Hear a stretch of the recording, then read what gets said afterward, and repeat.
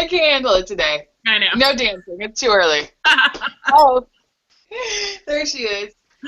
Hey guys, it's Size Queen Saturday. Where bigger is better. Yeah, clearly. My name is Sarah Nernan, Oregon, and I'm here with my trusty co-host / twin sister. Less of Sarah. And our beautiful guest, the lovely, the Curvy Jones. Hi. I'm so excited to have you on.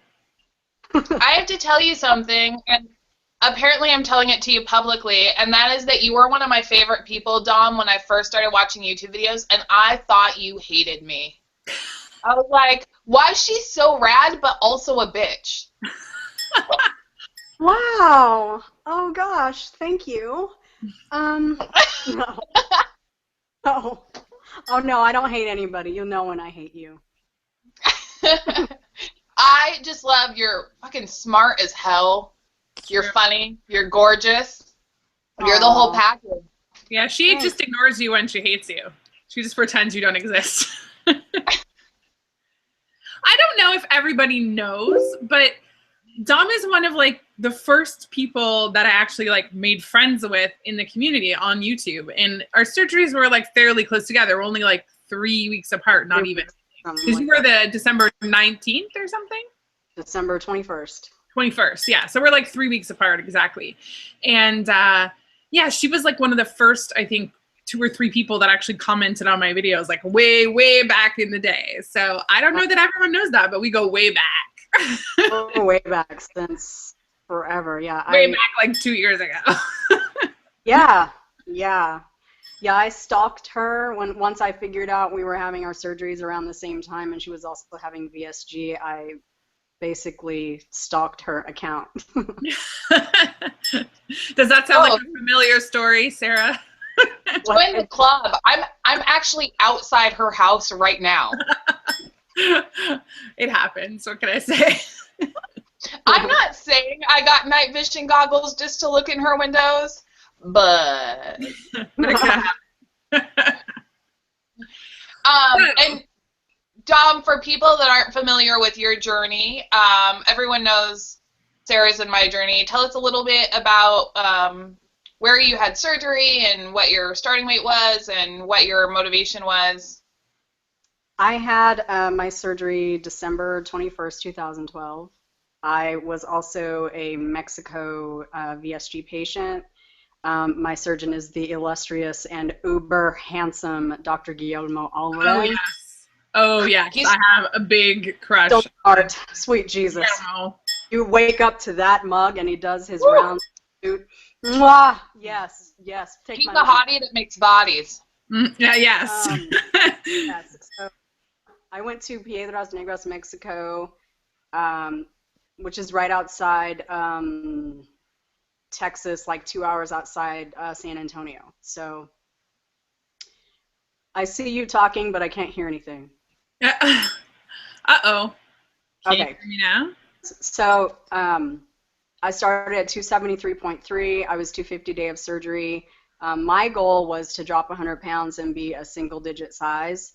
And I achieved that in like August, July, sometime. I called goal in August at 173.3, and now I'm 166. So life is awesome. Yes, girl. Congrats. Sorry, go ahead, Sarah. No, how tall are you, Dom? I'm 5. I want your body. Okay. I'm 5'3". I'm real squatty. Yeah, I love that. I love a squatty woman. Woo! Yes, girl. Yeah. So, Dom, I want to ask you something because I know this is something that we've talked about, and I know it's something that you've talked about, but for people who maybe don't watch our channel, which I don't know why they wouldn't, but you can find her as the Curvy Jones on YouTube. Yeah. I know that you were sort of a self-professed slow loser. Mm-hmm. And that was something that was, difficult to kind of deal with. But you are past your goal, but obviously it took you longer than a lot of people. So I just wanted you to sort of talk about that and how you kind of stayed in it, because I know that's really tough. It was tough. I lost 8 pounds the first week and then never that much ever again, ever. But the thing was that it was steady, like 2 pounds and 3 pounds and 1 pound, then 2 pound. Really, for the first few months, around month 5, it really slowed down, and that was extremely frustrating. Um, and that's when I started being a part of the scale-free seasons, which is basically not using only the scale to measure your success. You measure your clothing size and your fitness level, and can you climb stairs without being winded now? It used to take me 5 minutes to get down the stairs at my house because my back hurt and my knees hurt, my ankles hurt. I got home after surgery and I ran up the stairs and I was like, Ma, I just ran up the stairs. What's that about? That's what scale free is about. It's not that I don't ever weigh myself because I was a daily weigher for a very long time, but the scale moved so slowly for me. I mean, I lost 2 pounds in May of 2013. That's, for someone being 5 months out, that's not a lot of weight to be losing that early out. So I just had to keep my eyes on other prizes, and the inches were coming off like water. So I just basically took, my small victories and just celebrated those. And when the scale did move, which was once a month during my cycle, because I have PCOS, which is normal for PCOS losers. You lose once a month. And then I would just celebrate that. It's magical weight loss time. I'm going to lose 5 pounds this week and then not again for another 30 days. Yay. So you kind of have to figure out what's going to keep you sane. You can't quit. You can't get your whole stomach back. I mean, even when I tried to cheat, I couldn't. I mean, a bag of Doritos would probably take me an hour to eat. I can eat them, but, I can't even cheat right. I can't eat a whole pizza anymore. I can't eat donuts and Doritos. I'll be sick. So unlike a low-fat or a low-carb without surgery diet, I can't quit. I only have so much capacity, so you're stuck. So you have to figure out how to make that work. That's actually, oh, hold on. Sorry, my stepson's friend wants to know if he's ready to play. Let's watch Sarah text. Everyone pause. Delightful. My stepson doesn't have a phone, so sometimes I find myself texting with like 12-year-old boys. That's not weird, right? That's not weird at all. I'm hoping that happens to me, but my son's only 9, so that just got weird. Yeah, right? Dom, one of the reasons I wanted to have you on, and we've been talking about having you as a guest forever, like since we first did a show. We've been talking with you, is one of the reasons you're one of my very favorite people on YouTube is because you have always been super self-aware and super real, and you've just accepted your journey for what it was and then figured out what you need to do to make it what you want it to be. You know what I mean? I feel like your journey was not what you wanted it to be from the very beginning, and so you figured out how to be the master of your own journey, right? In terms of losing. I mean, in terms of losing. You wanted more, like you didn't get quite what you expected in the beginning, and instead of just being like, fuck it, you made changes to make it what you wanted to be. Yeah. Yeah. And I mean, that's all self-preservation. Otherwise, you're going to throw yourself off a roof. You're going to drive yourself crazy. So I focused on what I could see would make things work, like pictures and inches and clothes. I went through clothes like mad instead of watching the scale, because the scale, I mean, still I can get into a size 4 dress. A 6 is good. I'm comfortable in an 8. People that are wearing those sizes are 20 pounds lighter than I am. So I just can't get bogged down in the scale, those numbers. I love 166. It's fantastically awesome. I've never seen these numbers before in my life, but I can't get bogged down in that number. I have to celebrate you know, what is awesome, which is I'm in the size that I want to be in, and I like my body the way it is. Right. Well, and that's the topic that I'm going to tell everyone a little bit about what we're going to talk about today and how it came to pass. So usually this is how Size Queen Saturday comes to be. Sometime between Wednesday and Friday, one of us says, hey, you want to do Size Queen Saturday? And the other one says, no, I'm busy. Okay, another time. Or one of us says, yeah, I'm good this weekend. And then we say, what do you want to talk about? And then one of us says, I don't know, I guess I'll find someone and we'll talk about something. It's a very, I mean, it's a I won the lottery. It's high concept, high production. Yes, Sarah and I have commitment issues, so, you know, we can't do a show weekly because that would just be insane. Thomas is here. I was like, and she has commitment issues. She just freaking disappeared. I do. For real. Anyway, so we were talking about, you know, it's been no secret that in my journey I've lost approximately 0 weight since February. I've been losing the same 5 pounds over and over, right? Just I'll be on track, I'll lose 5 pounds, I'll go to a party, I'll jump off the bandwagon head first, I'll gain those 5 pounds back, I'll get, like, it's the cycle over and over and over again. And one of the things we were talking about yesterday was that there are certain things about weight loss surgery that I expected. I had certain expectations going into surgery.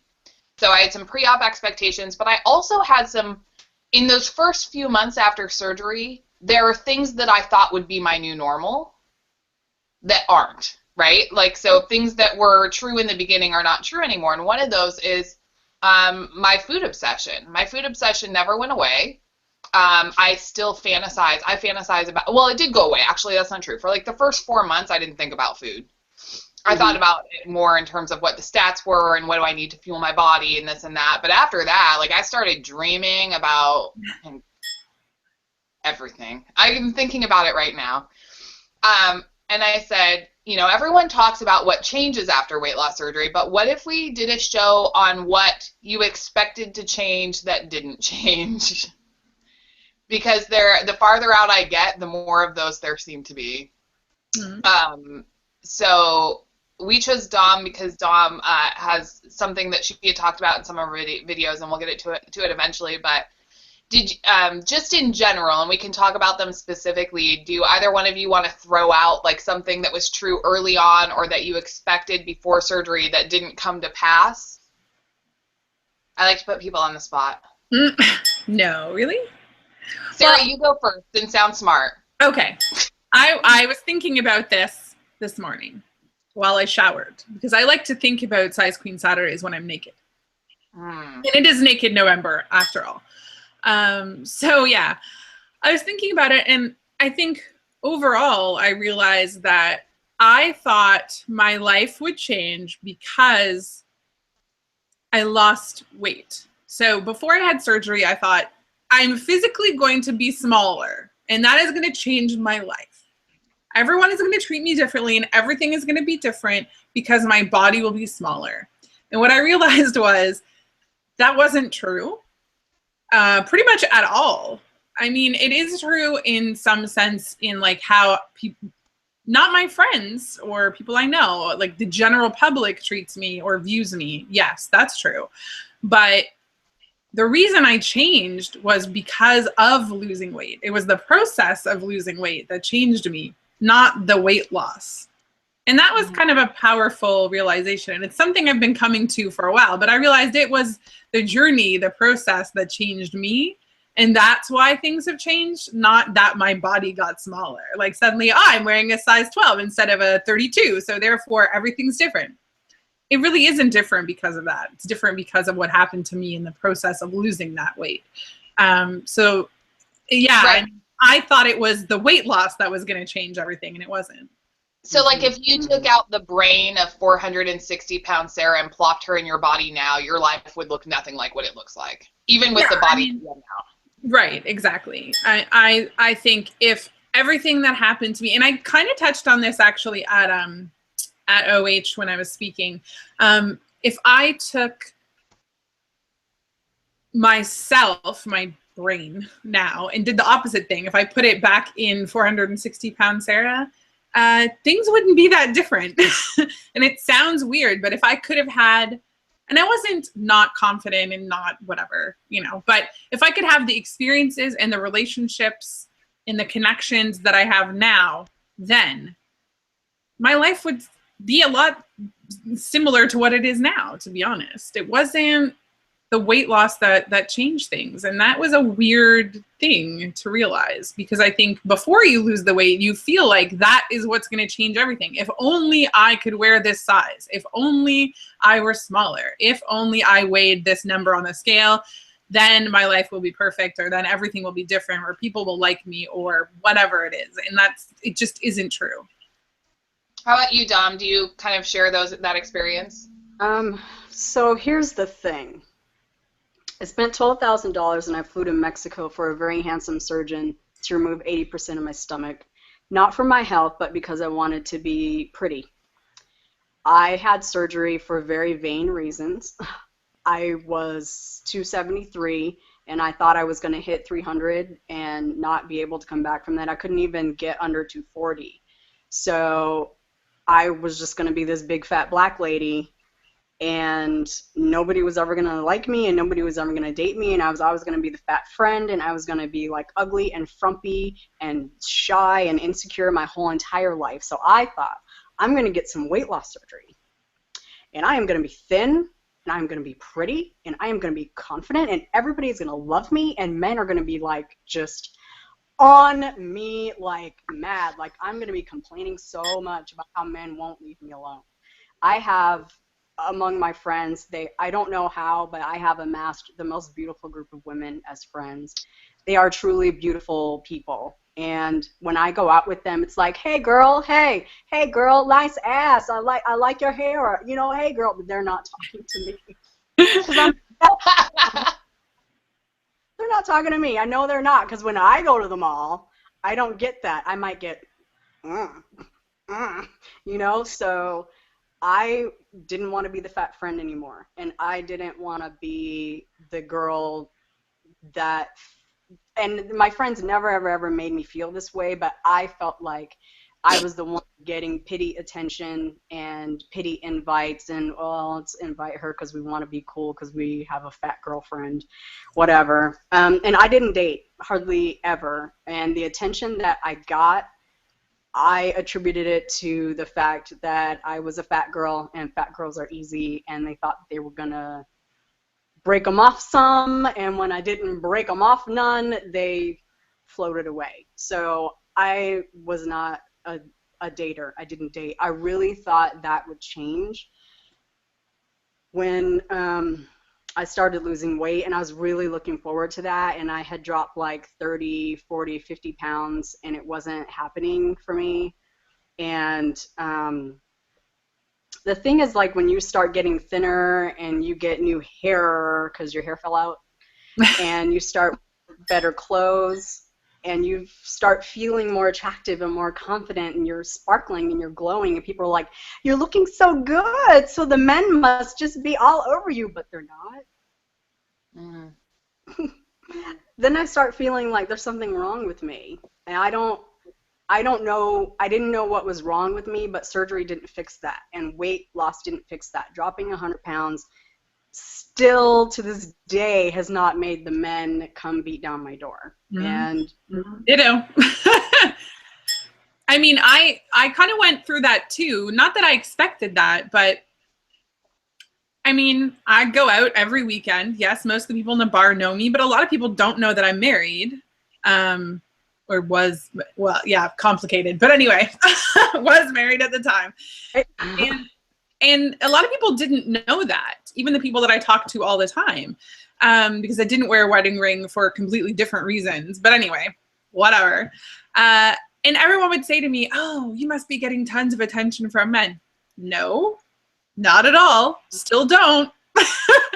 Like, I got more attention before than I do now. And again, then you wonder, well, why was I getting the attention before? And why am I not now? Like, I think I look better and I'm dressing better and I must be acting somewhat more confident. So what's going on? And, but I think I finally realized it was me. It was the way that I was acting. Like I was not comfortable with myself, and therefore I still was not getting attention. Like my skinny friends would be pissed off before that I would get attention and they wouldn't. And they're like, well, you know, why is she getting attention and I'm not, you know? Now I'm that friend. I'm the friend that is not, I don't appear receptive, I think, and I don't appear confident, even though I think that I am. And that's probably what I realized, that was maybe what it was. It really was me. But yeah, that's something that goes around in the community, I think, is like we all tell stories of when we get hit on or something happens. And so you think everyone is getting all this attention from men except you. Right. And that's true for some people, but I don't think it's true for everyone. No. I don't share that experience because I'm extremely Because you're desirable. you. Yeah. No, Because you're hot. but I have a related experience, and that's that I assumed when I was fat that getting hit on felt good. Mm-hmm. And I thought that it would be fun, and I thought it would make me feel good, and I honest to God, do not like being hit on. It doesn't make me feel, it makes me feel vulnerable, Mm-hmm. and it makes me feel like prey. And these are not, and that's not necessarily because of their intention. I don't mean to indicate that that men are being predatory towards me, because I think that has been the case, but I don't think that's generally the case. I legitimately don't know how to receive that, and it's a type of vulnerability that I'm not familiar with. And being vulnerable is something that's really difficult for me anyway. So it's like this new added type of vulnerability that I feel very exposed when I'm hit on. And it might be fun at first to catch someone looking at you, right? Like if I catch someone checking me out, I'm like, damn right, this dress looks hot on me. But if they actually advance and engage, then I want to I shut them down and walk away, and it's super uncomfortable for me. Yeah, I mean, I think the only reason and it doesn't bother me, but the only reason that it's the ego boost that, you know, it's nice to know that someone like thinks you're attractive. I don't really want it to happen, because same thing, I find it really uncomfortable, and also I'm dating someone, so it's like, yeah, sorry, not gonna happen.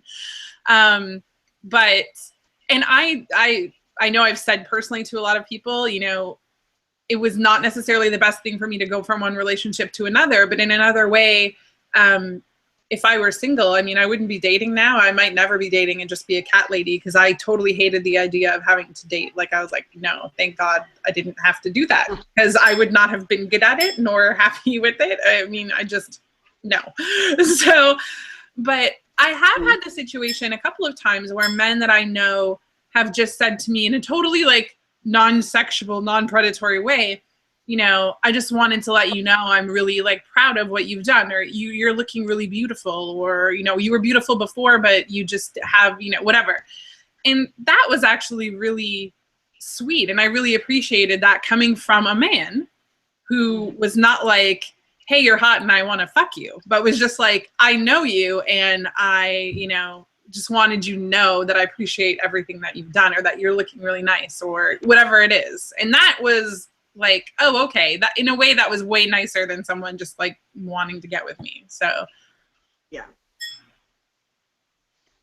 Well, and I was always jealous of attention before, like, because I think I'm pretty rad.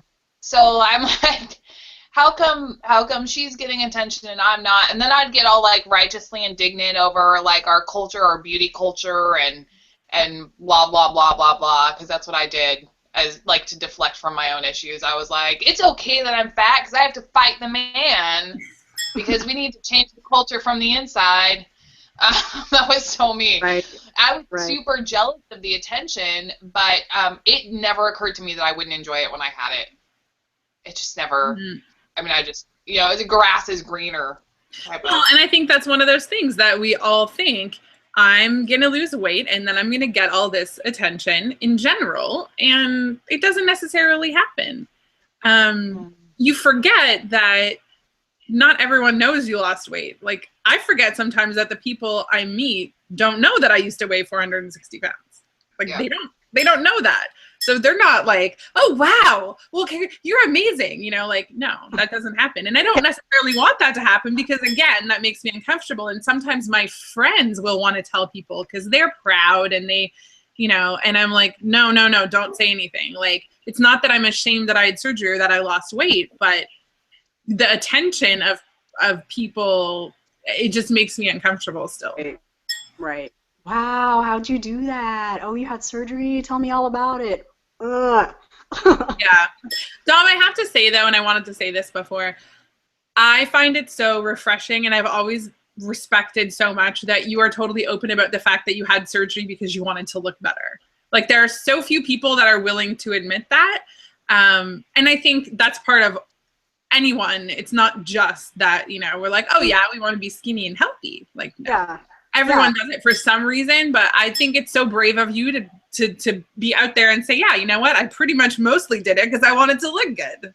Yeah. I don't really think there's anything wrong with that.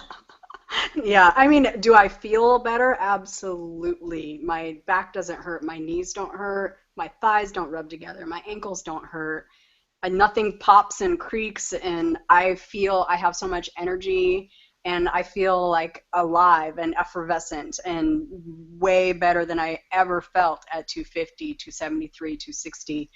But mostly I wanted to like what I saw in the mirror. And I'm at that point now where, I like getting dressed and I like looking at myself and I like getting all pretty, and I didn't before. And I wanted to do whatever I had to do to get to that point. And weight loss definitely started that ball rolling for me, but I had to do actually a lot of work on me and in here and in here. Where's my heart? In here, in order to be completely happy. And I feel like I'm just now at almost 23 months out at a point where I'm happy all the way around, emotionally and physically and weight-wise. And it takes a while to get to that point, but the thing about weight loss surgery is everything is accelerated. Even me as a slow loser, I feel like it happened so fast. And I can't even imagine, like Sarah, who was 420, 460. In 2 years, you went from 460 to 215. That's lightning fast in weight loss. In the weight loss world, that's lightning fast. And you have to go from boom, boom, boom, boom, all these changes in your mind and your body. And like when you wake up in the morning, you don't recognize yourself. Like I remember that video you were talking about this chin. I don't know what the heck's up with this chin. I don't recognize my face. Who am I? I see that all day, every day. Like, Michael May is having issues with he doesn't recognize himself and he's not used to seeing himself that way. That happens so fast for us, and that's the hard part of weight loss surgery. Dropping mad weight is not hard at all. Let's be serious. That's not hard at all. What's hard is coming to terms with all these changes within yourself that's really, even for a slow loser, it's happening lightning fast. And then you get to this point where you're at goal and you expect everything to be perfect, and I was still just such a mess. Just a big melted blob. And then you have to kind of put yourself back together and firm this up and work on that. And I mean, it is absolutely an ongoing process, but the person that I am today is not the person that I was in March of 2012 or December of 2012 when I was having my surgery. Much about my life, is different, but there are a lot of things that I had to work to change. Do you think, Dom, how about what did you think your relationship with food would be like after surgery? And do you feel like your expectation for that has come true or it's different? Before surgery, food was my salve. Food was fun, and it was my emotions. Happy, sad, glad, mad, feed it with food. If I'm happy, I need some ice cream and some apple crisp. If I'm sad, I need some chocolate and a pizza and a bag of Doritos. If I'm depressed, I can eat an entire pizza. If it's a party, if we're going somewhere and there's no food involved, I'm not interested, because without food, there's no point. Immediately after surgery, I wasn't all that interested in food because I couldn't even really eat it. What I expected was what I heard from so many people. Well, oh, I'm just not interested in eating. I've just forced myself to eat, and then I have like 3 bites of something, and I'm like totally full. What's that about? Where they like pretend they're really upset about the fact that they can't eat. Meanwhile, we're all like, please let that be me. Like, and now I'm like, okay, I'm not going to eat breakfast, so I have all my capacity for lunch. And then I'm going to do is, I think that I decided that I still love food. I'm never not going to love food, because food is good, and it's on this earth to nourish us and to be a delicious party in our mouths. So I don't feel bad about the fact that I still like food. I was sitting here earlier thinking I would really like some apple crisp and ice cream. Like when you said apple crisp and ice cream, I was like, bitch, get a second bowl. Yeah, I'm like, let's go.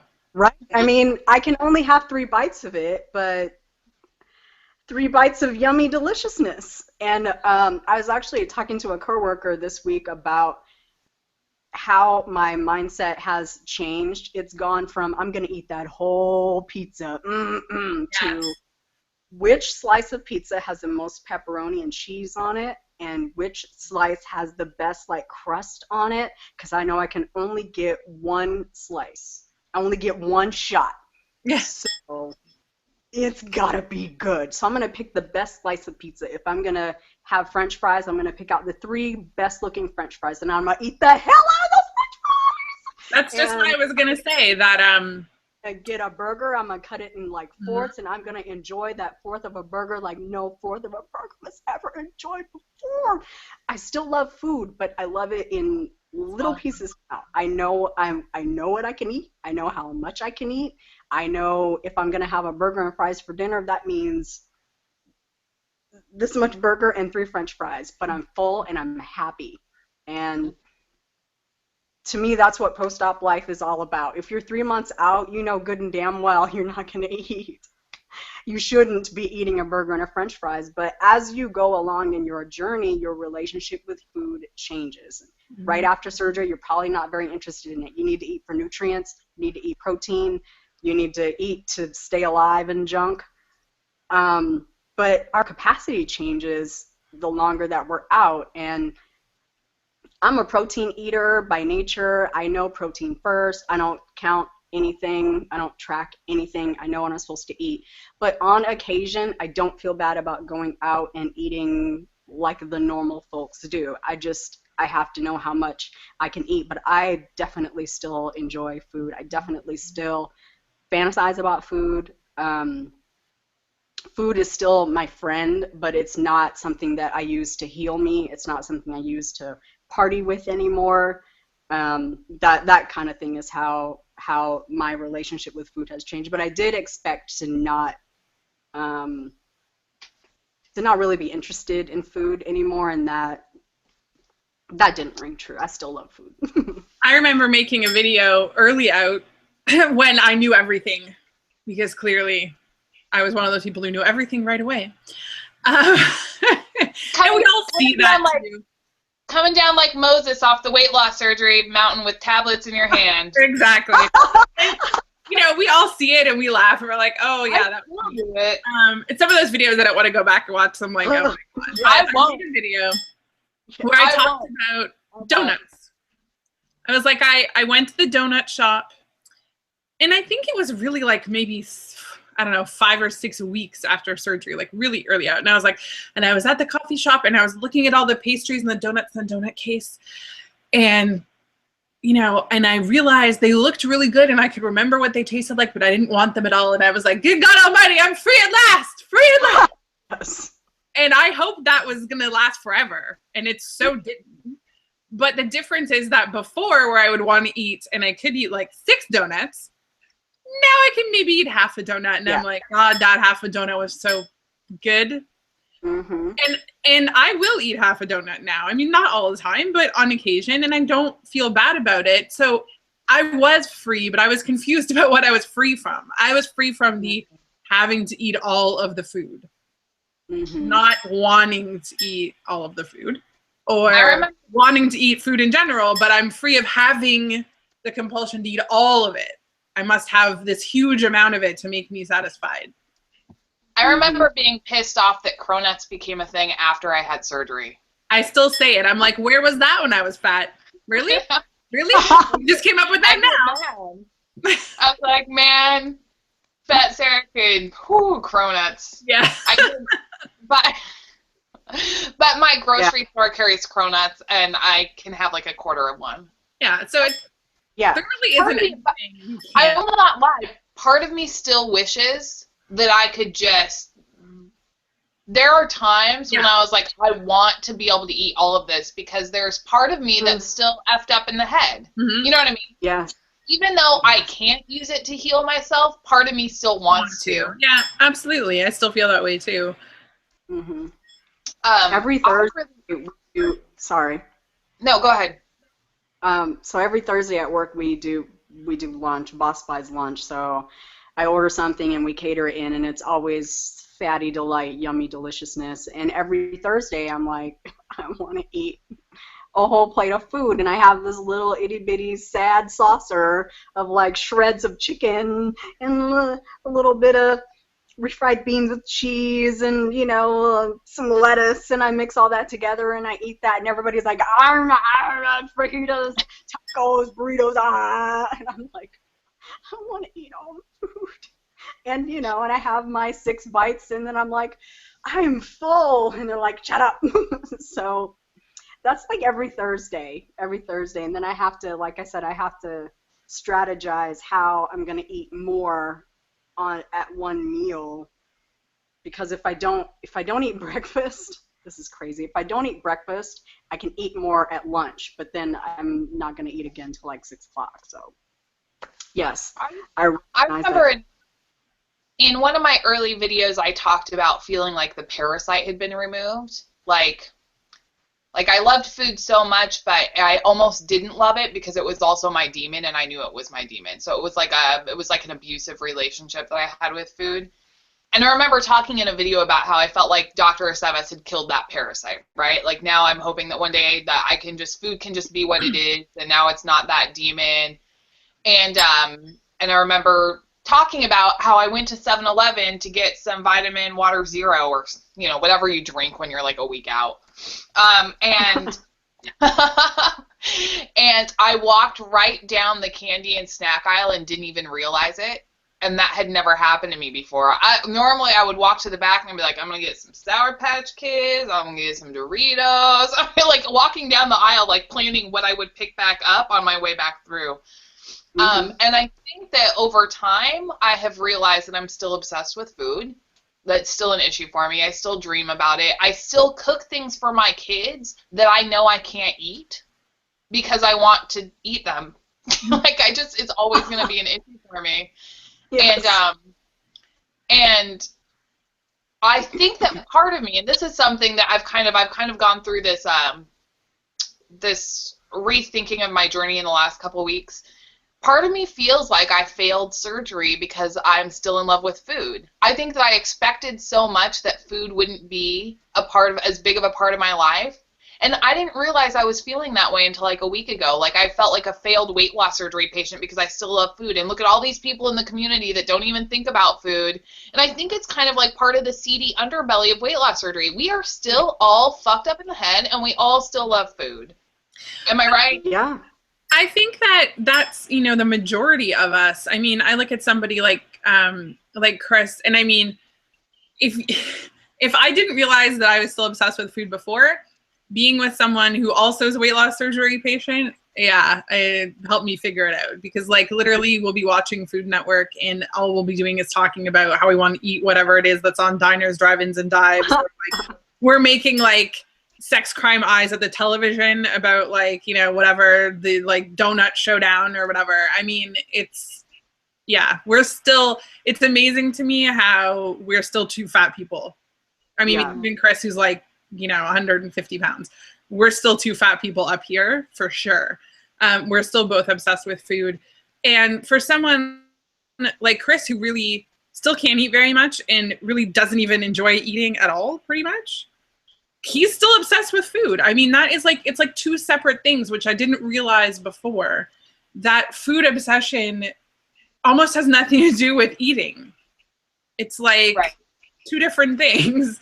And so I definitely still have like an obsession with food, and I still want to eat all kinds of things that I know I can't eat or shouldn't eat. And that doesn't go away. I mean, it went away for a little while, but that's still an active part of my everyday life. It's just learning how you can feed that without it becoming an issue for you. I'm going to ask you a question, Sarah. I remember fairly early on, and you know, everyone knows I don't really watch videos anymore. It's not because I don't love anyone, but I just don't really watch videos anymore. I do sometimes. That's not true, but not very often. One of the things you used to talk about is how you weren't a food addict. Like, you went to great lengths to defend you not being a food addict. And I still think that's true. Really? Yeah, I still think that I think you're a big fat liar. I still think that having a food obsession and a food addiction are different things. While I'm super interested in food, I still don't feel like I was or I am a food addict, because I don't think I ever really used it the way people who have a food addiction do, nor do I think it was ever out of control. Like, my eating was ever out of control. You were 460 pounds. I know, and it's funny. I was just talking about this yesterday. It was out of control. Or sorry, I was talking about this yesterday with Chris and Will, and I was saying, like, you know, Will's been with me for 15 years. He can testify to the fact that I did not eat that much food. And I was saying that no matter what, weight loss surgery, whatever, there's still something physically wrong with me. Like, I clearly have some kind of genetic issue or something that could allow me to be 460 pounds with the amount of food that I ate, or to allow me to still be 215 pounds with the amount of food that I eat now. There's something that physically, I mean, yeah, there is something that is not right with me still. And I understand that, and I accept that, and that's not a problem. But I mean, I know what I put in my mouth, even at that weight. And I know that, yes, I, you know, probably ate more than the average person, but not enough to maintain that kind of weight. And not in any, I wasn't like a binger. I wasn't, none of those things really. Even sometimes, like, Chris will talk about, back in the day, I would eat like this, and this. And I was like, oh God, how? Like, I couldn't do that. So sometimes I don't even understand how it got to that point. But yeah, I still believe that I don't really have a food addiction, but I did have a bad relationship with food, and I still definitely have a food obsession. I wouldn't say like I think about it constantly, but I didn't mean to just publicly call you out. I was just curious. No. Because I still stand behind that. I really don't think, I mean, and I think that what we think of as a food addiction isn't really an addiction. And I mean, I made a whole video about it, and I talked about, you know, this is what an addiction is, and this is why I don't think that's my problem. I think if you know someone who truly has a food addiction, you will know whether that is your problem or not, because it is a scary thing. The stories that I have heard from people who I know personally who really do have food addictions, it's frightening, and it makes me sad, because it's something that's very difficult to deal with. Super and surgery is not going to fix that at all. At all. Okay. No, in fact, go ahead. I had a former friend, actually. She had lap band. A while ago, she went to Puerto Vallarta and had her lap band done, and she just did not deal with her food issues very well at all, and she would sit and cry because she couldn't eat. So she started drinking. And I have heard, you know, we hear it a lot, the transfer addiction from food to alcohol is rampant in the weight loss surgery community, and I basically watched her drink her lap band away. It just got to a point where she couldn't tolerate anything, and she was throwing up so much that her stomach basically just said, "Get this thing away from me." She had to have her lap band removed. So I forgot what point I was not trying to make, addressing the but issue. yeah, it's definitely something you have to work on. Otherwise, I feel like you're gonna fail.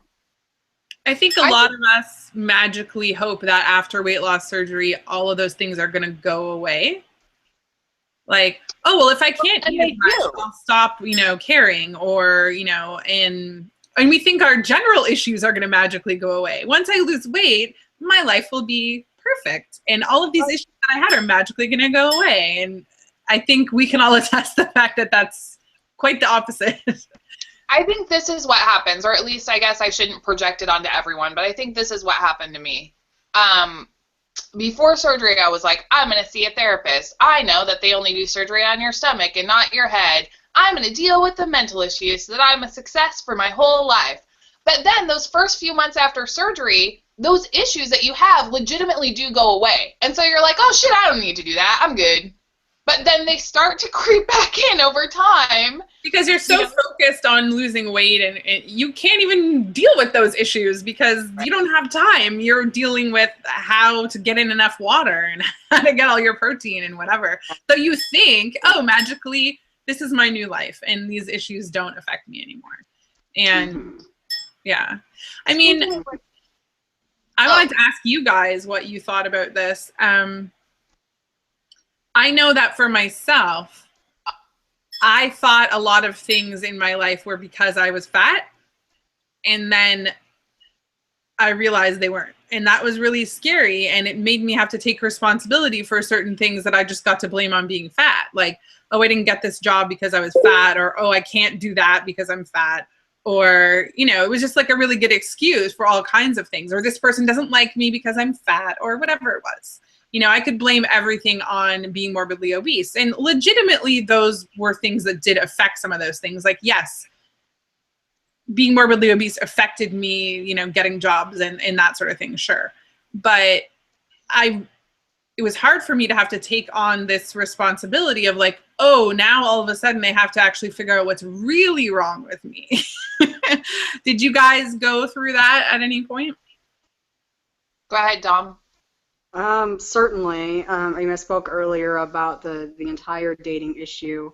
I attributed most of my lack of ability to date to my weight. And I mentioned earlier on my Facebook this book called XL Love, about how obesity affects intimacy in our relationships. And basically you go through life building these emotional bonds and relationships, and there's a normal way that this happens, and then there's a way that this happens when you grow up as an obese person. And I started gaining weight when I was like 13, so that definitely affected how I developed emotionally. And there was a lot of abuse in our home, and so I don't think that I developed emotionally very well, and that carried into adulthood. And I started gaining weight because I ate for comfort, and I really thought that losing my weight was going to fix a lot of those issues, and it didn't. I wasn't dating not because I was heavy, because there are certainly heavy women that find love and happiness and get married and have children, and I would always look at them like, how are you doing that? Because I'm the same weight as you, but I was insecure, and I had very low self-esteem, and I had trust issues, and I couldn't let anybody in, and I don't do vulnerable at all. I don't like it. So I was always the type that I could get a job, no problem, but it personally affected my personal relationships. I don't have a lot of friends. I'm pretty much a loner. I'm very much an introvert. I'm not shy, but I'm very introverted, and a lot of that came from my weight issues. But it wasn't caused by my weight, it was who I was, and all of that had to change. All of that had to get thrown away in order for me to become a different person. So I certainly thought that my fat had a lot to do with the life that I was living, and really it was my thought life. It was my opinion of myself. It was how I treated myself, how I carried myself. People used to always tell me, I think that you're just projecting. And I would be like, no, it's because I'm fat. And it wasn't because I was fat. Because then I got thin, and nothing really changed until I changed, until my mind and my heart and my spirit started changing. So what about I think, you, Sarah? I'm going to be honest and say I don't know that there's anything that I attributed to, oh, it's like that because I'm fat, that was the closest I can come. I maybe don't share that experience entirely, but what I did do is there was one job I had before I went back to school, and my boss straight out said he didn't like fat people. He thought they were lazy and gross, and women over 50 didn't take care of themselves, and he was just a misogynist. And I blamed my issues at that job with his dislike of fat people, when really in retrospect, I could say I was a pretty unhappy person, and that was absolutely reflected in the way I did my job. And at the time, I was just like, whatever, he just hates fat people. Like, he's never going to treat me the same as he treats the other employees because he hates fat people. And I wasn't bad at my job, but when you are really unhappy, you aren't great at anything you do. You know what I mean? Like that, it's reflected. And I can look back now and say, I could have, my work was good, but I could have been a better employee. I could have been a better team member. I could have been all of those things. And I was attributing all of my issues at that job to him and his attitude towards fat people. And certainly I think some of it was. And I think that it probably made me more unhappy. Like, it was like, it fed off of each other. Him hating fat people made me feel resentful and entitled, and it was the whole thing. But I can definitely say in retrospect that if I was as happy as I am now and still fat, I don't think that I would have had those issues at work, even though he doesn't like fat people. I think he still would have evaluated me on different things. So usually I'm a good employee. I feel like now I sound like an asshole. Bad situation. Everyone has a bad job situation at some point in their life, right? Oh, yeah, mine. Sure. That was mine.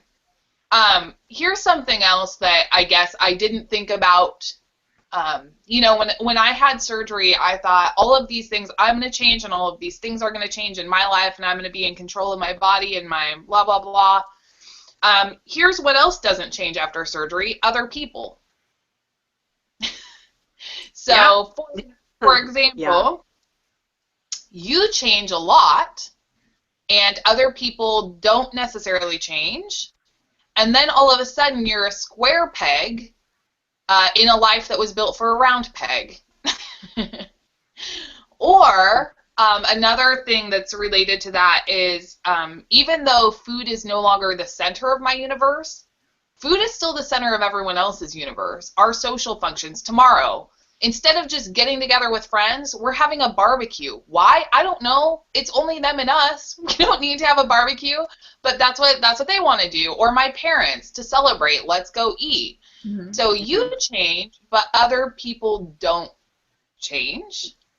And I guess I never really considered how that would affect me or what that meant for my life going forward, because I was really consumed with how surgery affected me. I think that's totally true. I mean, I think it's not that it's something selfish, but you just don't care about other people in the sense that, you're like, well, this is going to happen to me. And you don't realize it happened to them too. And not only does it happen to them, but you are forcing it on them. They don't get to choose. Like, no one in my family got to choose. Like, yes, I, talked to Will at the time about it, and he was very supportive, but he was the only one that I ever asked permission of, and it really wasn't asking permission. It was kind of like, I really need to do this. Everyone else in my family, I didn't ask them what they thought. I didn't care. I told them, this is what's happening, deal with it. And they had to. And I think sometimes we forget how difficult it is for other people to watch us change and not understand and not be involved. And I didn't really involve them on purpose because I thought they didn't care or they wouldn't want to know. And what I ended up doing was somewhat pushing them away, and I didn't even realize. And I'm lucky that we were close enough that it didn't really harm our relationship. They understood that I was going through something and I needed some space, and, you know, but like I felt like they didn't want to know about it, and really they did. I just was deliberately kind of keeping them out of my whole journey. So yeah, but I mean, you feel like people are going to change or their opinion of you is going to change. You expect that, and I don't know, for me, it really hasn't. Like I said, like strangers who don't know me, the general public, sure, they definitely see a different thing, you know, than they used to. But people who know me, yeah, they haven't changed, but I have, for sure. Mm-hmm.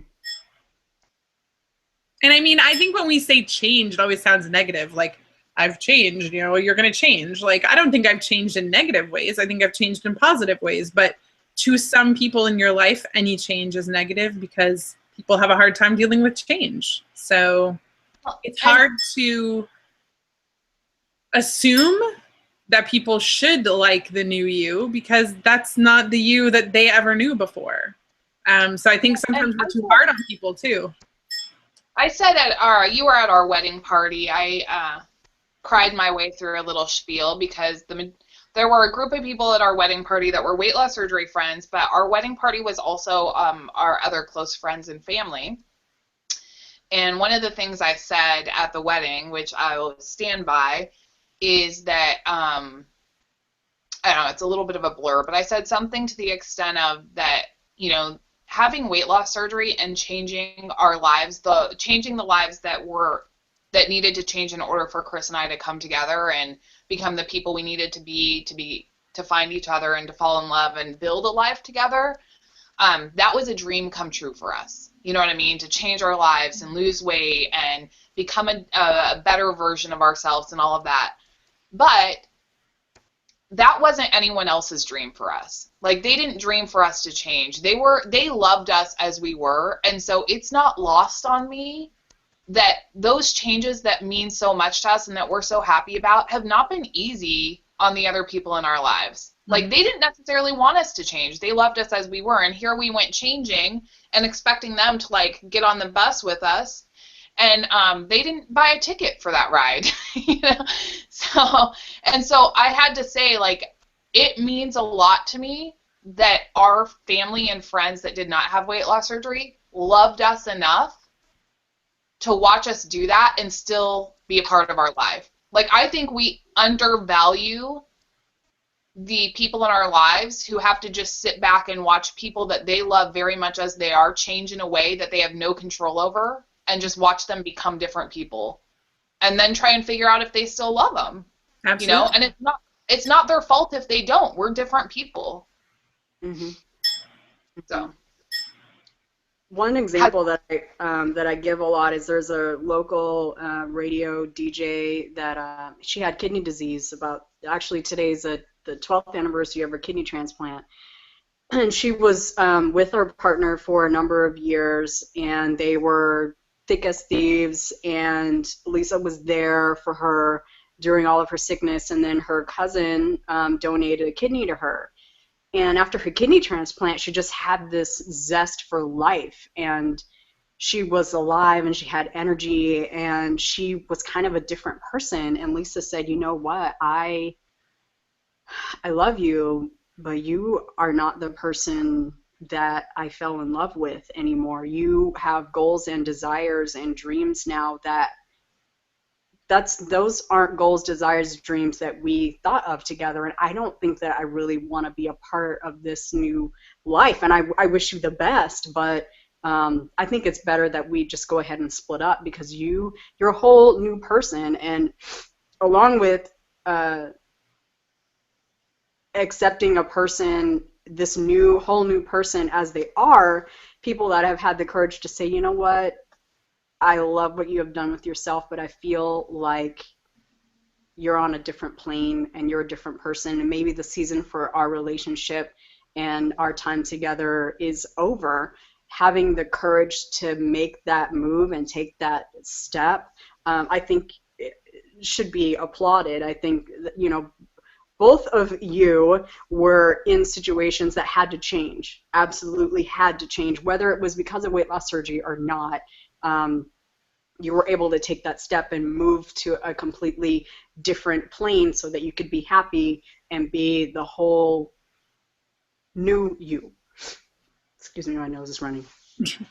Yeah, I mean, I think that we are conditioned to think that real love is accepting someone how they are and how they're going to be, and that if you really love someone, you will put up with any changes. And, you know, I've read stuff online just recently talking about that, like, well, you know, if it's really love and you truly love someone, you're going to accept all their changes. That's true. But for better or for worse. being in a relationship, and it's funny, it's the advice I always gave my friends, but I never gave myself. Loving someone is not enough to make a relationship work. Loving someone is not enough to make you happy. I still love my husband, but I understand that us being together as a couple is not what was best for both of us. It doesn't mean I love him less. It means I made the decision and I understood that for us to be whole and happy people, we couldn't be together. I do love him and he loves me, and he even loves the new me, but it's not about that. And I think that we confuse the whole loving someone and being with them like as if those are the same thing, and they're not.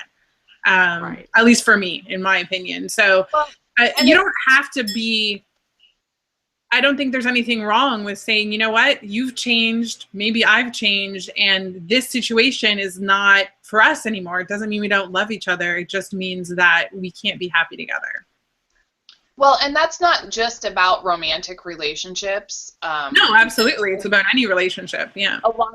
A lot of friendships too, or relationships with family members. I'm still redefining my relationship with my parents. I'm, you know, a year and a half out, and they were so close to them. I spent a lot of my free time with them before surgery, and I'm still figuring out what that relationship looks like now.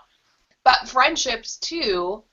And it's hard because there's an indignant part of me that wants to say, how could you be my friend? You knew I wasn't happy and all I did was do something to make myself happy. Like, why wouldn't you be my friend now? And they must be jealous, or they must be this, or they must be that. But a lot of times you just don't have much in common anymore, or you're a different person. And there's another situation in my life where I have a friend and she has come to realize that she's alcoholic. Okay, so a lot of the times we spent together were in social situations where there was drinking. I love that girl. Love that girl. Guess what? Since she stopped drinking, I'm struggling to be friends with her. And I know that that's the best thing for her, and that's the best thing for her life. But to be honest, I don't really enjoy spending time with her as much now. Mm-hmm. And that's not her fault, you know? And I think that and becoming sober, she has changed, and her priorities have changed. And what she wants for herself socially has changed. So it's not that I don't love her, it's that we aren't really compatible as friends anymore. And it's sad to say that drinking can change something like that, because I don't identify as an alcoholic. I don't think I have a transfer addiction. I do like to drink socially. But that dynamic is completely different now. And so I feel like now I'm getting to experience a little bit of what some of my friends were going through on the other side. Well, I think that same thing happens with food. I was worried that with my friends, food was like a huge deal for us. So I was like, well, if I suddenly can't like pig out or eat crap, or like, are they still going to want to hang out with me? Like, and I was lucky that at the time, and this has actually changed a little bit, but at the time, all of my friends in one way or another were trying to sort of change how they ate or get healthier or whatever. And so it wasn't really a big deal. It was like they saw it as like, well, this is a good excuse for us to not like, you know, bring cupcakes to each other's houses all the time or whatever. Over time, it's kind of gone back a little bit. I won't say we're back where we used to be. And I still, you know, obviously avoid like 8,000 pounds of chips at people's houses or whatever. But but they don't necessarily, and that's fine. That doesn't bother me, and they don't feel uncomfortable doing that, which is great. But I really did wonder if our relationship was going to change just because of that, just because I wasn't going to be able to eat in the same way, and that food wasn't going to be the same for me. And I'm lucky to be able to say it didn't change, but I think there are situations in which it could have. Dom, have you seen any of your relationships change in a way that you didn't expect or that you weren't prepared for? Not really. I mean, I'm not really, actually. I did not tell a whole lot of people I was having surgery. So people kind of just found out as they found out, and most people were like, oh, okay, all right, whatever.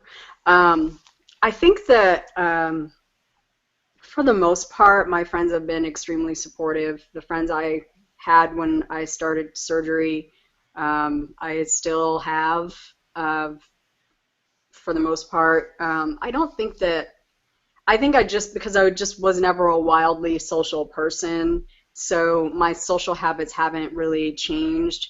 And I still love food, so if you are inviting me to brunch, I'm still going. I will order an entree and take 3/4 of it home, but I'm gonna be there. I'm gonna be there. So not really. I have been very blessed with. Well, my mom had R&Y in 2001, so surgery's not anything new to our family. Everyone has been extremely supportive. My friends were like, hey, whatever you got to do, you go do it. We're behind you. They've been very complimentary. I don't get snide commentary. I get, hey, atta girl, I saw you out walking the other day. Good for you. I like what you're doing. And I like all of that. So I have been blessed, knock on wood, that I haven't experienced any of that. I have two more things that I thought of that I thought would change or I thought would stay the same, that didn't. I'm afraid I'm going to forget one of them, so hold on. Okay. One of them is right after I had weight loss surgery, and actually before I had weight loss surgery. Once I made the decision to have weight loss surgery was the #1 priority in my life, outside of your basic, like, obviously I'm going to take care of my kids. You know what I mean? Obviously I'm going to still do that. But outside of that, I thought that weight loss surgery would be my priority until I got to goal. That I would just laser-like focus, put on the blinders, get to goal, priority. And it was easy in the beginning. So I was like, yeah, this is exactly what I expected. My day starts and ends thinking about being a weight loss surgery patient. The majority of my activities are in some way associated with being a weight loss surgery patient. And as I got smaller, other things that I had maybe neglected in my life or other things that are important that, they creep in, and it became much harder to make weight loss surgery a priority in my life, which then, negatively affected my journey in terms of weight loss, my weight loss portion of my journey. What were your expectations for how you would start and end, you know what I mean, for where weight loss would fall, and how did that evolve over time? Dom, why don't you go? I always really thought weight loss surgery was going to be a main focal point of my life because, and I tell myself this, I spent $12,000 on this surgery. So if I relapse or regain or fail at this before I pay off those loans, I get to kick my own ass. So and I think that I have the added benefit of being single. I don't have any children. I don't have pets or fish or even dust bunnies. So I get to be completely selfish and focus on me. And I think the only reason that I have been able to keep that focus on weight loss surgery this entire time is because I don't have anybody else I have to think about.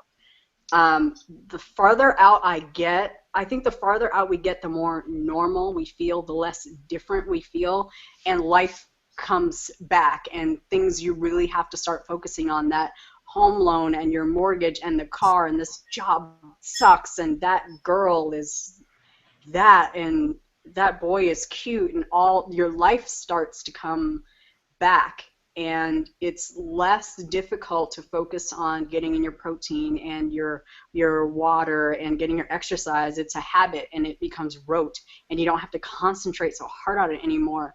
And the farther out I get, the harder it is for me to think about it in such concentration. Like, I don't have to try anymore. I automatically compute 60 grams of protein. I've got to drink some water. I've got to go to the gym. I need some cheese. I need a hard-boiled egg. How much protein have I had today? Back of the napkin math, about 42 grams. Let me have a protein shake. It's rote now, and so now my life can come in. And I think really the only reason that I can keep it front of mind anymore is because I don't have anybody else that I have to focus on. And I see people like Wendy, like Asia, and all the other people that I follow, and they are 5 years out. I think Asia's going to be 4 years out soon. I think Wendy's almost 5 years out, if she's not 5 years, and their surgery is still front of mind. They are still very much concerned about protein, very much concerned about water, very much concerned about physical healthy activity, and that's how I want to be. And in the beginning, it was, like you said, it's much easier because it's so new and you feel so different, but the further out you get, the more you have to really, really try to keep it like right here. Like, do you worry? Do you worry that if things change and that it will be harder? Is that a fact? Like, do you have concern about changing your life in a way where weight loss surgery can't be a priority? Yes, it's already happening. Yes, so I just recently started dating someone, and I'm already like, oh, you want to meet up tonight? Well, I could not work out. I didn't go to the gym all week this week. I went to the gym. I did find, let's see, Sunday. I went to the gym on Sunday, and I did not go back until Friday, just because I was just spending time with someone new. And I had sent him a message on Thursday, and I said, I am at the point where I know that I have a life to lead. He knows about my surgery.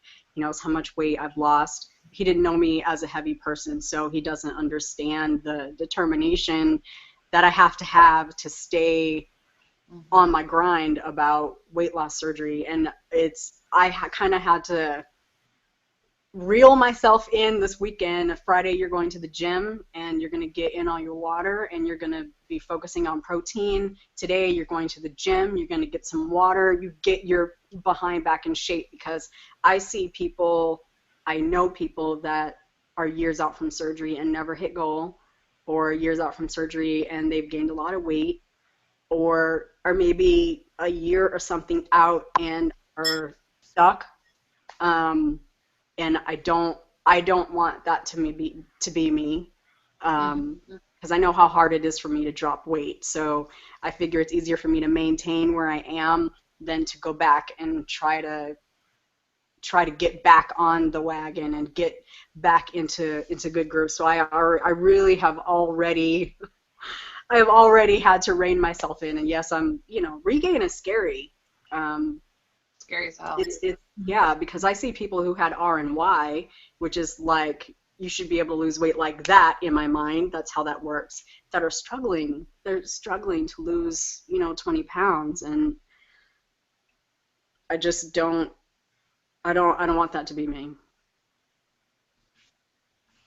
What about you, Sarah? How did you expect your focus to be and weight loss surgery as a priority in your life, and how did that evolve? I think, I don't know that it's much different than what I thought, only because I knew I needed to be like ultra committed, because I had a long way to go, and there was no way I was going to lose 250 pounds to get to goal unless I was all in, and I knew it was going to take a long time. Like, I knew I was going to get to goal in a year. I knew it was going to take 18 months or 2 years or who knows. So I think for the first year, it was super easy. to stay all the way in it, even up to the first 18 months, and especially because I was super involved in the community and all of that stuff. And I needed that too. And then I kind of imploded my whole life, and I got to goal around the same time, which was weird. And so the last, 4-5 months, I guess, have been a lot harder to stay focused, I guess, because there's been so much else going on. But the thing that I didn't expect was that I didn't realize I would still be fat, Sarah. And I mean up here.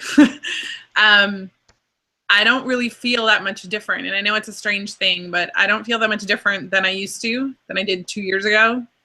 I still wake up in the morning and feel like fat Sarah. And I think I still react in most situations like fat Sarah would react. And I still think of myself like fat Sarah thought of herself. My body has changed, but my mind, even though I have changed, but my opinion of myself, the way I see myself, hasn't really changed. And I think that allows me to always be thinking about it because I'm still fat. So when I wake up in the morning, I think about, okay, I'm still fat. What am I going to do about that today? So yeah, it's still, I don't know when that's going to go away or if that's going to go away, because to me, my waking thoughts and, are about being a weight loss surgery patient because I'm still fat. That's the only way that I can sort of describe it. So I don't know. I don't know when my mind is going to kind of catch up or adjust to the fact that I am not that person, but I vaguely talked about it yesterday with some people. I was watching Fat Kings, and part of it was about kind of the differences between people who are lifetime, fatties, as Phil said, who've been overweight their whole lives versus people who just gained weight at some point. My whole reality and existence and personality and everything from the time I was a small child has revolved around the fact that I was overweight, because I was always overweight. I've talked about the fact that I always felt there was something wrong with me and wrong with my body from my very first memories of how I felt about myself. So being fat wasn't what I was, it was who I was. And so it still is who I am. I haven't been able to change that. And I don't know if I'll ever be able to change that. So I think that affects me in a little bit different way when it comes to how I prioritize being a weight loss surgery patient and doing all those things that I'm supposed to do. Yeah, I definitely share the experience of fat being a formative experience for me and not an experience that I had later on. Like I was developed as a fat person. I didn't develop my personality thin and then become fat. So that definitely affects me. Mm-hmm. I love that. Remember how I made a note so I wouldn't forget what I was talking about? My note literally says me. That's what I left for myself to remember what I was gonna say. Sounds about right. Spoiler alert, it didn't work. I have no idea. So I was like, you thought you would change, but you didn't? I did think of something else, though, that I guess I didn't expect. And that is that no one likes their body, thin or big. And I had thought before surgery, I remember thinking when I was really big, if I got down to a size 12, I wouldn't complain. Because people that are a size 12, they look good. Like size 12 looks good. And size 12 does look good. But I'm a size 12 jean now, and I hate everything about my body. And I just want to be smaller. And but I just remember thinking, like, man, people that are size 12, they have it made. Because they are skinny, but they're not too skinny. They're like the right amount of skinny. And now that I'm size 12, I'm like, oh my God, I hate my stomach. I hate my arms. I just want this to be smaller if I could trim up here. So I guess my perception of thin is different than it was when I was fat. Mm-hmm. And so my absolute disdain for my body hasn't changed, and I thought that would change. Anyone else? Shared experience? Oh yeah, I always say I don't necessarily feel that much better about how my body looks now than I did before. Because I don't know, because it's like, is it better to just have this like And I think because I never had like serious body hate, even when I was like super morbidly obese, which again, I know sounds crazy, but because that was my whole life, if I hated my body that much, like, I would not have been able to function. So maybe it was self-preservation, but I never hated my body. I didn't think I was like the hottest thing ever, but I still was fairly confident. So, I mean, yeah, now in some ways I'm kind of like, oh, well, okay, before at least, you know, this was big, but at least it was like curvy, and, you know, now it just like hangs there all wrinkly. Like, I don't know. Yeah, I definitely feel the same way. I didn't expect to love the way I looked. I knew that I would probably hate my body even more. I was totally aware that that was probably what was going to happen. So I was prepared for that. I think I learned, though, maybe what's a little bit different is I learned that even people that haven't had weight loss surgery hate their body. Like, yeah, when they have, are thin have perfect bodies. They don't. Yeah, Fat Sarah used to be so mad when someone was skinny and said they hated their body or they hate their thighs or their arms. I was like, whatever, you have it easy. But now that I'm down there, I'm like, man, I hate my arms and my stomach.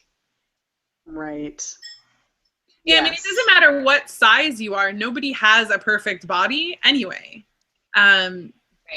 I mean, even, and this is part of the whole, you know, societal issue that we were talking about. But I mean, even models and the girls in magazines, actresses don't have perfect bodies, you know?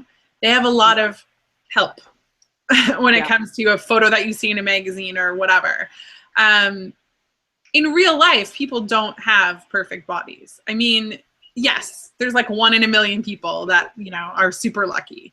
But I guess part of the reason I don't struggle with it is that, again, just because of the way my personality was formed and whatever, because I was always overweight, I mean, it was not something that was ever super important to me.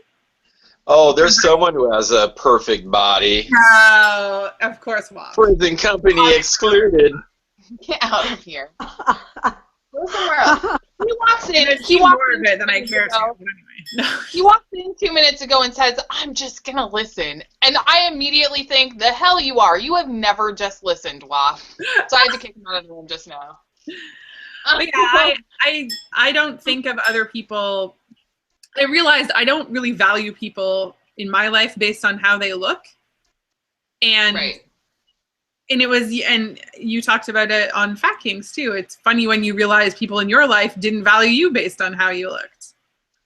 Like, I would get mad when people didn't realize I'd lost weight. I've lost 100 freaking pounds. How do you not realize? How are you like, did you get your hair cut? But it's because they don't see me like that, look at me like that. And I realized with my friends, one of my friends said she gained 30 pounds. I was like, what? Where? I didn't notice. When? Like, you know, I don't see people like that. And so to me, that's not the most important thing in my life anyway. So my weight has been stable so long, I've gotten used now to people not saying, oh my gosh, you look so good. Like, that's become normal. That I got drunk on Halloween and made one of my best friend's employees look at before and after pictures. I needed someone to tell me how good I looked. It's been a while. Yeah. I work with people. I talked about that in a video, how I was like, no one says it anymore.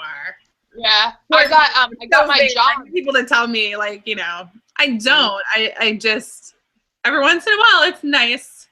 It's nice for someone to recognize, you know, all the work that you did or whatever. But then again, I feel like people do it. So yeah, I got my job after I lost weight, so no one tells me how good I look there. They all know me as Skinny Sarah. So, Dom, what did you? I've been interviewing for a bunch of jobs, and when we talk about, like, especially if they talk about like personal accomplishments, it's like I want to be like, and also, I lost fucking pounds. What do you think about that, bitches? But I don't. But it's like I want to, because I want to be like, how does that? What do you think about that? Yeah, okay. Yeah, like I don't know. Like, it's weird. I'm not embarrassed by having weight loss surgery, but I'm embarrassed by talking about it because I don't know what that is. I know part of it is that I feel like people judge, even though I don't weigh 460 anymore, that if they knew that I did, it's like, they're like, oh, well, so I know that's part of it, but. Dom, how did you think you were gonna feel about your body after surgery? And is it what you expected or different? I honestly, I didn't know. Well, that's a lie. So, my mom, You had it. You thought. We know what you thought. I what? You had surgery to be hot. We all know you expected to be. Man, I hoped I would be. So, my mom and I have almost exactly the same body, and she hovers between 140 and 160. So, my parents were here right after I had surgery, and I remember staring at my mom and her body thinking, I hope I look like that. And we really almost look the same. I'm more booby, but we both have thick thighs, wide hips. We both have that nice Coke bottle shape, and I thought if I just look anything like that, I will be happy. When I was at like 199, I was really happy. When I was in size 12, I was really happy because I hadn't been in a 12 in God knows how long. But I still felt fat. I remember telling my best friend I was 188, and I was like, I still feel fat. And I think what really made the difference for me was starting to work with weights and weight training and kicking up my cardio a lot, because I think that I have realized just in the last couple months that I really like my body the way that it is now. I don't feel particularly hot, but you should. My favorite thing to do right now is walk past a mirror or a window, because I can't believe that is my shape. This morning, I was leaving to go to the gym, and my porch light is on, and so I'm looking at my silhouette as I'm walking to the car, and I'm like, I am so small. And I just like that. I like the small. We have just this big bank of windows at work, and I walk so slow. That bank of mirrors, and I'm just looking at myself. Because, I have not liked my body probably ever, and I think probably for the first time maybe the first time in my life, just in the last couple months, I just really, really like my body. I don't think that I expected to look the way that I do. I think I hoped. And of course, it's not, perfect. I still have rolls, and I still have stomach flab, and my thighs are still huge, but I'm working on it. But I'm happy with the way things are right now and how they are progressing. So I think that eventually people will get to the point where they like the way they look, but I also think it takes time to settle into that, and your body is still changing. Even if you haven't worked out in 6 weeks, you're still burning fat, and you're still burning inches, and your body is still you're still changing, and that I definitely think that could change. Here's another expectation I had for being post-op that didn't come true. I thought that thin people could walk into the store and choose anything they wanted. Right? Like, in my head, I was like, oh man, when I get thin, I'm going to wear this and this and this, but I still have a body type, and thin people can't wear whatever they want. Yeah. Like, I bought a pair of size 12 boyfriend cut jeans from Nordstrom, and I thought, man, I'm going to get in. I can wear a size 10 in some things, and I still can't get my ass in those jeans. Mm-hmm. Like, I just can't. They aren't designed for my body type, And that was super disappointing to me. I really thought I have a dress. I was like, this is going to look so good on me. The way my body is shaped, it's never going to look good on me. Mm-hmm. I'll probably never wear it. Yeah, no, I definitely have that. And I mean, part of it is excess skin. So I have so much excess skin in the above my waist and below my waist. And even on my hips to some degree, that like buying pants is just a disaster for me, because I can't, like, everyone wants low-rise pants, so everywhere low-rise pants. Well, my problem is I'm tall. I already have a long rise, low-rise pants on me don't come anywhere close to where they're supposed to. So like I would have to wear like 3 sizes to wear those pants, and then my ass crack would be hanging out. So I'm like, so I was in American Eagle, and I'm like, oh, you know what? I'm in here, and whatever. Let me try on a pair of jeans just to see, because I know in the store they only go up to like a 14. So I'm like, oh, stretch jeans. Okay, perfect. So I grabbed the size 14 American Eagle jeans. I'm like, whatever. And they're like the highest cut jeans they have, right? Fine. I go try them on. And yes, like I can button them up and they fit, but there's no way I would be comfortable wearing them because like half of my like rolls are like hanging out on top. I'm like, no, I don't it's not know, gonna like, I had this fantasy about being thin, and I went on a girls' weekend with my 2 best girlfriends, and we went to the beach, and they had an outlet mall there, and on our way out of town, we stopped at the outlet mall, and me and Sabrina, I don't remember, surprise, surprise, I found my way to the one place in the outlet mall that served wine. So I was sitting there with a glass of wine because I was tapped out wallet-wise. I had already spent how much I said I was going to spend, so I was like, oh, I'll go have a glass of wine while they finish shopping. Susan comes running into the store, and she's like, you guys, I don't even remember what store it was. She was like, I just found this banging pair of jeans for $15, and they run 2 sizes small. I have never moved so fast in my life. I was like, did someone say jeans that run 2 sizes too small? I'm there. I mean, too big, right? So you're too big. Other way. So, I run down there, and I'm like a size 12. I'm like, am I going to fit in an 8 or a 10? Please tell me I do. I couldn't even get in a 14. Like, my body is just different than hers. Yeah. I don't know. I guess I didn't really think about that. Because when you're a fat girl, everything is shaped the same. It's just big.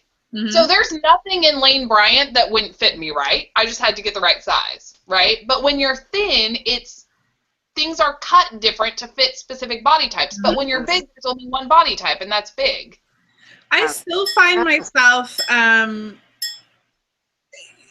trying to, I don't know, like I'll go in a store and I'll think, yeah, like, so I should be a large, and I don't realize that like regular size clothes are so different. Like the sizes are just so different. Mm-hmm. And I'll still find myself trying to shop in plus size stores because I feel like things fit me better. But I'm not big enough anymore. Like I'm just a little too small. The only exception is probably like Torrid, because Torrid, their small end is like a 12. So my butt is up in Torrid like all the time because I'm like, yes, because I feel like their clothes are still meant for someone who has like a plus shape, and that's still what I have. Regular stores, I have no idea where to shop because I don't understand how things fit in certain stores and who has juniors and who has. I'm like, it is like a nightmare. How about you in clothes, Dom? Tell me. I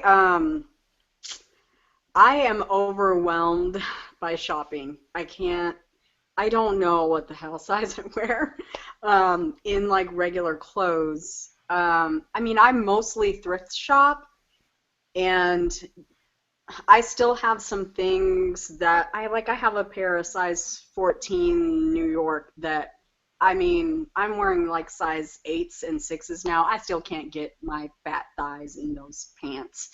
And I'm like, I don't know what size these were meant for, but these are not 14. And I throw them in my room where I'm keeping all the clothes I can't wear anymore. Skinny, nope.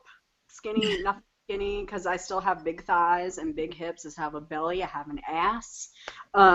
So I mean, I really just have to take each garment as it comes. And, you know, as far as sizes, I have a friend who is getting married, and I was trying to buy a dress for her wedding, and I thought, I'm going to buy a ridiculous size right off the rack, and I'm going to look just slamming in this dress. And I got the dress, and it did not fit. I was like, F! So I went size up, and I was like, okay, here we go. One size up, no big deal. I'm going to try on this dress, and it looked horrible on me. I was like, I look like I'm on the hooker stroll. Well, that's the thing. I mean, when, like, before, if it fit, I would buy it. because I'm like, oh, it fits. I'm gonna buy it. I didn't care if it looked good. It was just like, I can put it on, perfect. Oh yeah. Now, Well, yeah. like you have this fantasy that if you can get it on, it's gonna look good, and that so isn't true. You can basically go into any plus size store, and a size 26 is a size 26 is a size 26. It's all the same. Yeah. Not true when you're thin. No. And I really did. I had this fantasy, like, if I can get it on, it's gonna look good. Mm-mm. Yeah, Nope. so now I have to look for curvy. I have to look for stretch. Yeah. I thrift shop just because I like, buying clothes, and I like finding something that might be a label for like $2. That's great. So I'll, look for slacks, and, I'm stretching the waistband. I'm going, yeah, I could get in that. Throw it in the cart. I pick up a dress. No, I can't get in that. Throw it back. And it doesn't matter what size it is. I'm looking at it. I'm holding it up against myself. I'm pulling it across my waist and my chest. I don't know if the girls can get in this. Nah, I put it back because and I can't shop online anymore. I used to be able to just go to Lane Bryant and order up a bunch of stuff and everything. I can't because I don't know what those clothes fit like. I don't know what opposed to Macy's these run big and those run small, and if you wear a 6 here you should wear an 8 there, and if you wear 8 there you have to wear I don't know. I can't. I'm just gonna wear this. I can't. And I think too, let's be honest, in fat girl clothes there's one style. I mean, every fat girl has the same style because we all shop at the same damn 3 stores. You know what I mean? And being able to choose what style it fits me instead of what style I fit in, that's been something that's I thought I would like really super edgy clothes and be hip and cool, and it turns out I don't. Turns out I dress like my mom. Yeah. You do. I want to, but I'm still not small enough. Like, that's the funny thing is, again, I had this fantasy like, oh, if I get to goal and maybe I could like buy clothes anywhere. No. Like, we were at like Hot Topic or something, and I was like, oh my God, I wish I could wear this whatever, but it's like an extra large and it's still made for a girl that's this big. Or we're like at the Guess outlet and I try on like a jacket and a hoodie. I wouldn't try on pants, God forbid, but like tops. I try on extra larges. They're still really all too small. Like, they fit, but I don't like the way they look because they're not really. My favorite thing about you being at the Guess outlet was simultaneously you texted me and you were like, oh my God, I'm at the Guess outlet and it sucks and nothing fits. Not even 2 minutes separate from that, Gooch posts on Facebook, oh my God, I'm at the Guess outlet. This is going to cost me a fortune. Yeah, right. Because I'm not buying in there. I'm not the one buying things at the Guess outlet. Trust me. I mean, it's funny because I have been in so many stores I've never been in before because of Chris. Because I won't go in like skinny bitch stores. I won't. But he's a skinny. Oh, he will. And I'm like, okay. I talked about early on, I had all these skinny girl fantasies of shopping at certain stores, and I used to walk by Black House White Market, White House Black Market. And I would look in the windows, and I'd be like, oh shit, if I was skinny, I would wear all of that. Mm-hmm. Then I walked in, and I was like, they want how much for this? Yes, exactly. I'm like, oh no. It was like fantasies shattered. It turns out I can't afford to shop everywhere I fantasized about shopping at. That's why I'm kind of glad I don't fit in a lot of those, like, clothes in a lot of those stores, because I'm like, but if I actually fit in there, I'd probably want to buy something. I never knew it was expensive because I never went in to look at the prices. Yeah, I never knew. Shopping. I think we have to do a whole SQS on shopping, how much it blows. I think we just did. Yeah. I was like, I think it's 2:00. Maybe we should probably call it. It's been like an hour. Oh, hey. My man is here. Come here. Here, look at this. Look at this. Dom, do you have any parting words? Anything you wanted to say that we didn't let you say because we talked too much? We're like, come be a guest on our show, and then you never get to talk? No, I feel like I yapped a lot, so I'm going to reserve my dignity and just say thank you for having me on your show. I really enjoyed it. And where can people find you again on YouTube if they want to watch you as much as I want to watch you in bed at night alone? Sorry, what? All she heard mean, was watching you in bed at night alone. I mean, let's say people wanted to watch you, and maybe where would they find you? Okay, so my YouTube channel is The Curvy Jones, and I also have a Tumblr. It's thecurvyjones.tumblr.com. I'm on Facebook, but to be honest, I'm real picky about who I friend on Facebook because I don't have a separate weight loss surgery account. So I know I'm going to get a whole lot of friend requests, and I'm sorry, I'm probably not going to accept hardly any of you because I don't know you. So, but I'm on, right. on I was Instagram. like, how come she's rad and a bitch? Sorry. Yeah, I'm not really a nice person. Love it. But, That's you know, why I love Okay, none of us are. It's all right. my Facebook. Those are my real life friends. If you're on my Facebook, we're here. We're real life friends. So I just don't collect a lot of spectators on that account. But I'm on Instagram as The Curvy Jones. I'm on Tumblr, thecurvyjones.tumblr.com, and on YouTube, my channel is The Curvy Jones, and I post about once a week. But you know, I'm post goal, so my videos are like rambling about the gym and food. So yeah, so that's where I am. Awesome. Until whenever one of us says, hey, do you want to do a Size Queen Saturdays? That's it. From here, love you guys. Take us offline so we can talk shit, Sarah. All right, excellent. So, yeah, until next time we decide that we'd like to hear the sound of our own voices, which clearly we do, it's good to be